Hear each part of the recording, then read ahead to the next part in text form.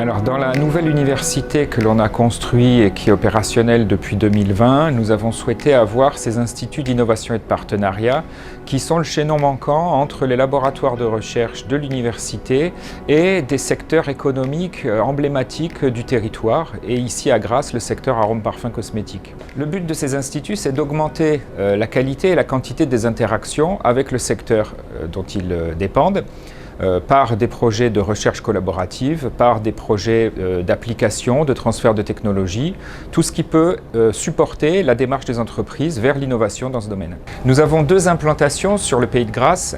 Une première au sein de l'hôtel à entreprise scientifique Grasse Biotech, dans lequel nous avons installé un laboratoire qui nous permet de faire de la synthèse, de la biocatalyse, de la formulation, de la distillation.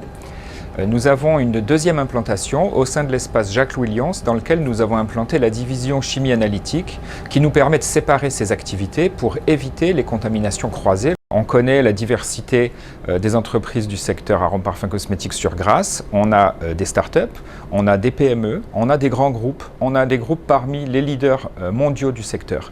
On n'intervient évidemment pas de la même façon selon l'entreprise avec laquelle on travaille. Parfois, ce sont des besoins en R&D très bruts avec des entreprises qui ne sont pas forcément équipées ou qui ne sont pas forcément staffées pour conduire des projets de R&D en support de leurs projets de développement. Dans d'autres cas, on peut interagir sur des équipements spécifiques ou des expertises dont on dispose, et aussi on peut être parfois en soutien dans un surcroît d'activité sur lequel on va se voir confier une partie des travaux. La particularité de ces instituts, c'est qu'ils sont staffés avec des ingénieurs de recherche. C'est-à-dire que les enseignants-chercheurs et les chercheurs sont toujours basés dans nos laboratoires de recherche à l'université. Ils peuvent être sollicités pour dimensionner une étude, pour amener leur concours au design de l'étude et à l'analyse des résultats. Mais au niveau opérationnel, ce sont des ingénieurs qui sont affectés aux 2IP qui vont réaliser les travaux. Au sein du 2IP, nous avons actuellement deux ingénieurs de recherche qui sont deux personnes, toutes les deux titulaires d'un doctorat en chimie, spécialisées dans l'analyse chimique, dans la synthèse, dans la méthodologie. La particularité de ce que l'on propose, c'est d'avoir des standards de qualité qui sont les standards de qualité académiques qui sont en vigueur pour les publications scientifiques. Concrètement, des travaux dont je peux vous parler actuellement, puisque comme vous le pouvez imaginer, nous avons une gestion de la confidentialité à un très haut niveau, portent sur la connaissance de la composition chimique d'extraits naturels qui sont utilisés en parfumerie dans une étude d'écotoxicité.